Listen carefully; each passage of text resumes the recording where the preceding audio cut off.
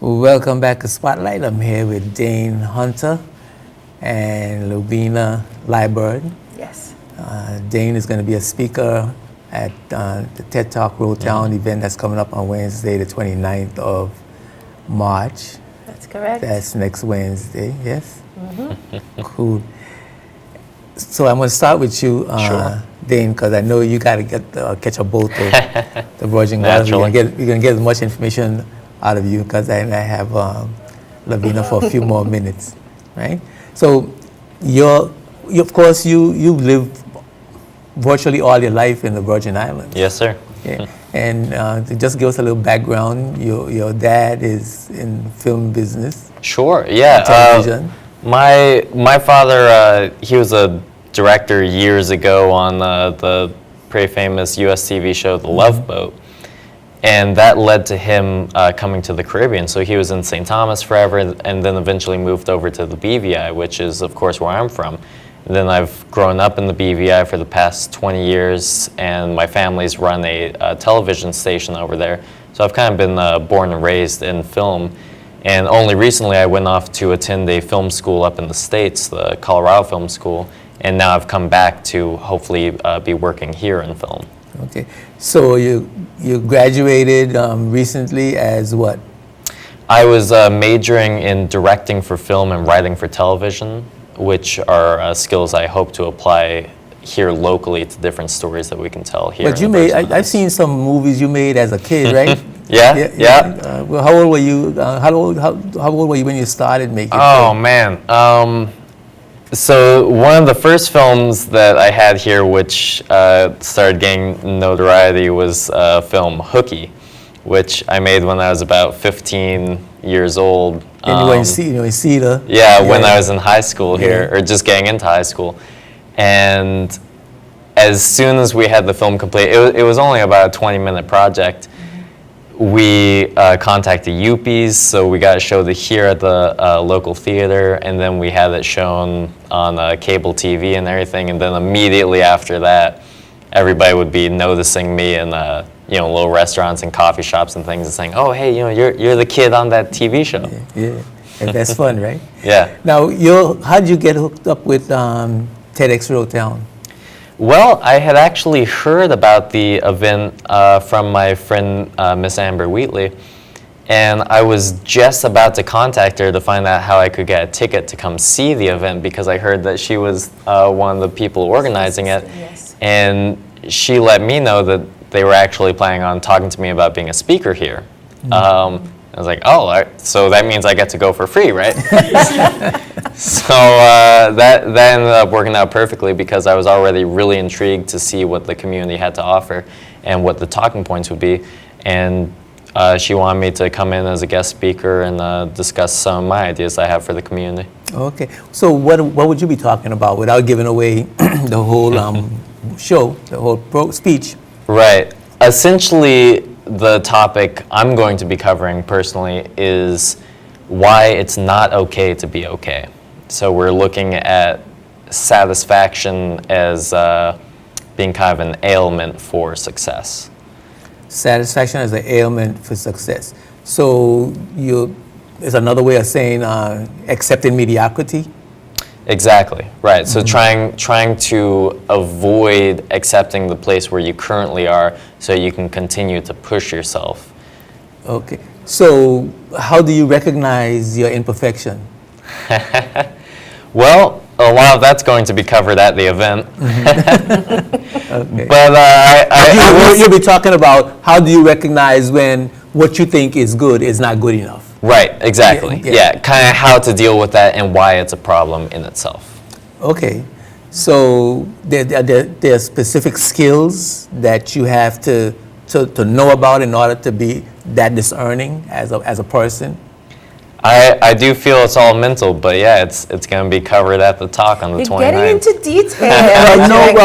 Actually, no, we're not getting into detail because there's the actual physical, logistical aspect of what you're going to be talking about. Right. Exactly. What I'm talking about now, are the ideas. The general, Right. but that's Yeah, part the of the talk. principles. Remember, Right. the theme of TED overall is ideas worth sharing. Okay. Exactly. Right? And so the ideas are going to be what we're discussing on the day of and during the networking sessions, and how a lot of these ideas intersect. Like a little bit of what Dane is talking about ties into what another one of our speakers, Dr. Sterling, is talking about. Even though he couches it in the vein of efficiency, it's really about how to get more out of your day and more out of your life. So it sort of ties in, but it comes from a different angle as to how to achieve that. You see? But it's certainly interesting from an idea perspective that I mean, how many of us think that really you're always here, do the best you can, Yes. right? But no one ever tells you, well, your best. How do you know when you hit that best? Well, Right? your best just wasn't good enough. Right. Your best can be better. What you think is your best is not necessarily your best. Right. So you don't get that feedback. So I think in our community particularly, it's like you get a trophy for showing up. Right. Oh, Sure. No, we do. We give trophies to showing up, and we don't say showing up is not enough. So in other words, Right. It doesn't push you. Right. Right. You come, you do what you think is your best. You do something. You don't know whether it's your best or not. Exactly. That's Right. Right. Right. And then you get a trophy for participation, and then you say, "Wow, I got a trophy." So everything is fine.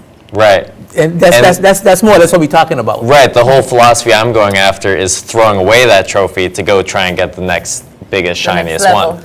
Right. So, To get the highest standard. exactly. Trying to push yourself even further. But you have to know that there's a higher standard. And that's Right. why we really like that we have a mix of locally based and international speakers, some of whom have achieved even more on a more global scale. For example, Lavia Jai is going to be talking a little bit about her journey, and she's probably gone to levels that she probably didn't even expect when she started her blog some years ago. I don't know if you know this, but her book has recently been optioned by Shonda Rhimes for a TV show. And she was all over social media going, "Oh my God, I completely cannot believe this." And so sometimes when you do what you love and engage with what you love, it can take you beyond even what you thought was your best. Well, Yeah. But the interesting point, I think, and what's going to be attractive, I think, in what you're going to have to say, Dane, is being able to recognize. So is it that you have to be able to recognize in yourself that wasn't your best, or is there going to be someone outside of yourself having to tell you that you have not reached the level? Right. Well, to give you a hint of the talk, one thing that I intend to bring up is one of my biggest fears is, you end up with an okay job, and it's got okay pay, it's got okay benefits, the hours are okay. You end up waking up 40 years later in a nursing home realizing that you've wasted your entire life because everything that you settled for was just okay. So I'm talking about the dangers of that unseen satisfaction that you feel at the time. It's nothing troublesome. It's nothing that's going to harm you because the danger isn't immediate. But it's everything that grows on you over time. And how important is love going to love going to play in your development, and how important and what relationship is love going to have in your speech? I feel love's at the center of everything, but I feel if you allow yourself to become satisfied with something that you should not yet genuinely be feeling okay with, that's where it can become an issue. So becoming satisfied it doesn't only affect you in a career that you might be undertaking, it can affect your relationship that you're in as well.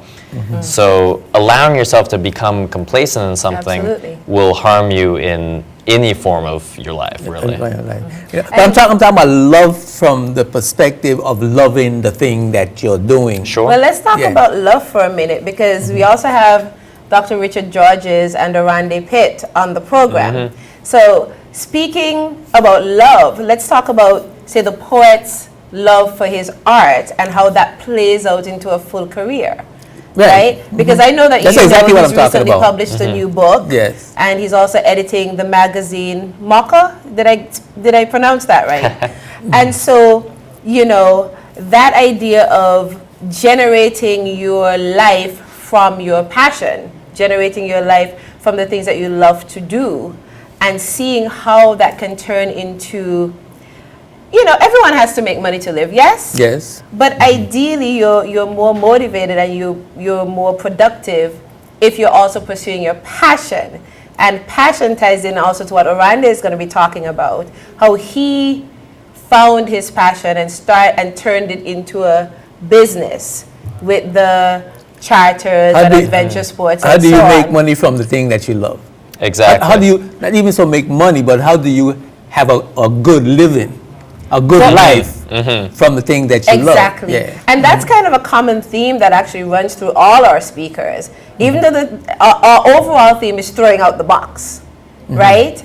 And I think sometimes that's also necessary in order to dig deeper. It sounds like I'm throwing out catchphrases now. Well, the thing is, dig deeper and you know, find we out always hear about the box, you know, out of the box, out of the box, out of the box. And of course, you know, metaphorically, you think of confinement or you know, the regular standards, Right. you know.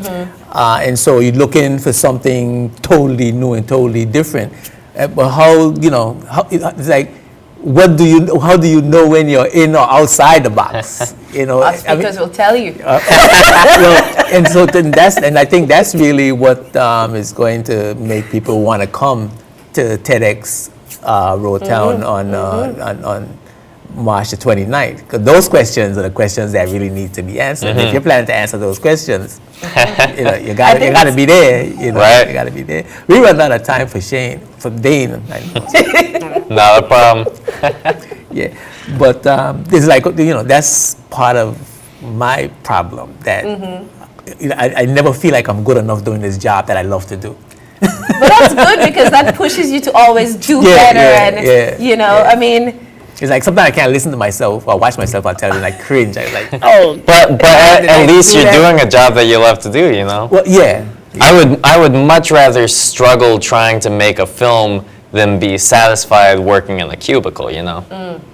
If you know, if I end up making all right pay and I have an okay car and I live in an okay place, but I'm not making movies, I'm not going to be happy. Every second that I'm doing that, I'm going to be wasting my time. If I'm struggling trying to do something that I love, even if I'm struggling, all of that time is going towards something productive. It's worth Absolutely. it. The struggle is worth it. Exactly. Yeah. Too bad, Dane, that you gotta go. You know, because you know you gotta get to Trellis Bay and from Trellis Bay. Yeah, it's a trek. Yeah. It's kind of a trek. But you know, we gotta do this again. Yeah. On another level at another time. Definitely. You know, so I'm hoping that we could contact you to come back on the show to really talk about this after your presentation. Sure, I'd love to. On Wednesday the 29th. we'll be happy to talk about all the ideas in detail after Right. TEDx Roadtown. But you know, you're hearing it here. You know, you on Spotlight. You gotta go and check out TEDx Roadtown on Wednesday, next Wednesday coming up, March the 29th. And you could call. How do you get tickets? How do you get tickets? And yeah. TEDxROADTOWN.com online. There are also tickets available from the organizers, myself, Abby. There's also an outlet in Virgin Gorda. Mr. Nice Guys Mr. over Nice in Guys. Virgin Gorda. He just picked up our Yes. tickets. Cool. Excellent. So we're going to repeat that again. But I'll say we are going to repeat that again. But I'm going to let Dane go so he can catch Great, the boat. thank you. Listen, man, it was a real pleasure. Thank you. Yes. Thank you for everything. Cool. We're going to take a break for a word from our sponsor. We're going to come right back with Lavina and more of TEDx Roadtown. Don't go away. Spotlight is brought to you by Tortola Concrete Limited and CTL Home Center. The best products for the lowest prices, period.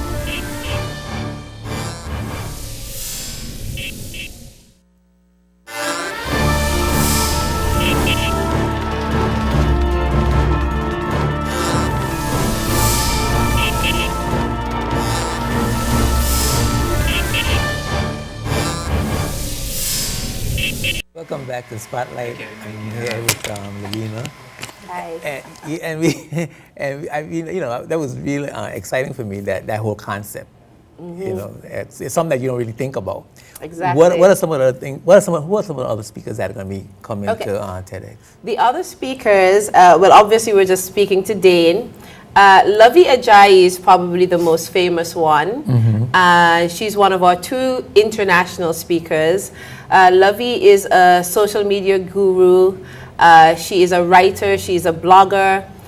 She was born in Nigeria and migrated at a young age to the United States. Don't give me too much of background. Not too much bio. Tell me what if you could tell me what their presentation will be about, even just a title. Okay, she's going to talk about her journey. It's going to be called Awesomely Able. You know, her book is I'm Judging You, the Do Better Manual. But her blog is Awesomely Lovey, you see. So she's going to talk about that journey of starting a blog and then deciding with encouragement from those around her to do a book. And then that journey that book has taken her on, you know, going to expanding more and more. So she follows this inner voice or exactly. Spirit, and she just does this thing, and it just develops into whatever it develops into. And her blog is social commentary, political commentary, talking about culture. You know, I've been reading her book, and she has some very interesting things to say about how acknowledging your privilege or lack of privilege in the system that you're in, whatever place that you live in, doesn't either A, make you a villain or give you an excuse for not stepping up to the plate and contributing something positive in the world. So you in your space, in where you are as a human being, you could decide, you know, listen, I don't want to be bothered with this anymore, or you could say, listen, I'm gonna kill it. Exactly. Right. So acknowledge where you are. Yeah. Acknowledge how the system has either benefited you or disadvantaged you, and then seek to do some good in the world from that position. Okay. Exactly. So do something about it. Do something. Whatever it is, whether you're gonna, well, you could choose to cop out. Exactly. Or you could I wouldn't recommend it. You could choose to cop out, or you could choose to make a difference. To stand up. And all our speakers have made a difference. Dr. Sterling is our other international speaker.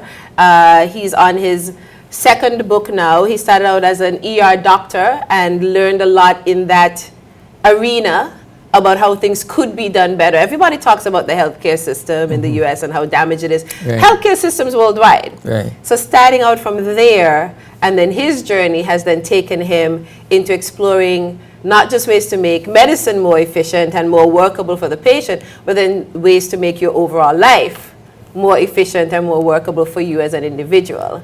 You see? So all our speakers have engaged in this journey. We talked earlier about Orande Pate finding his passion and starting the adventure sports company, about Dr. George's finding his passion in poetry and writing and teaching.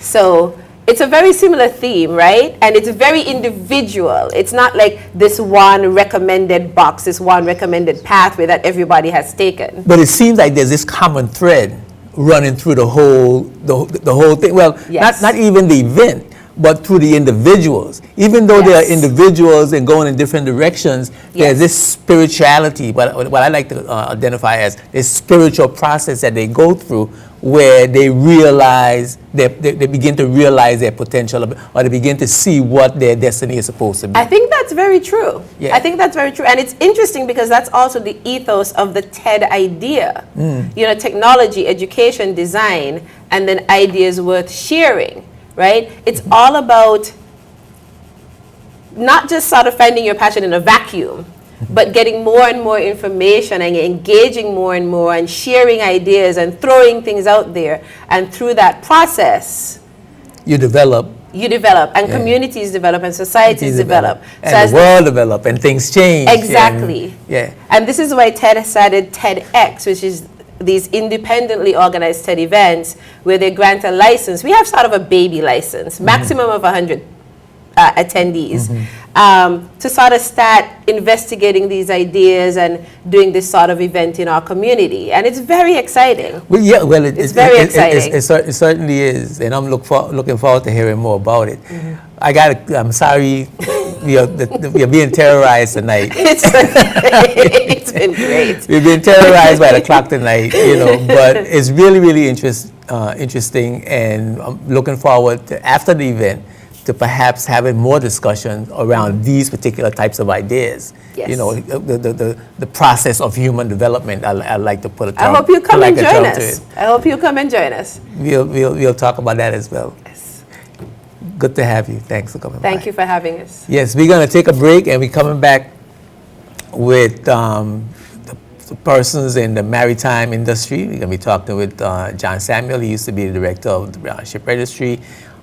He's now opened up a school, and we're going to be talking about the careers in the maritime industry, the qualifications that you need, the training that you need, so that you could participate in industry anywhere in the world, and what types of personality. It seems like there's a certain type of personality that you have to have in order to be a person in the maritime industry. That's going to be interesting for me to hear. So you keep it locked right here. The Spotlight will be right back with more guests right after these words from our sponsors.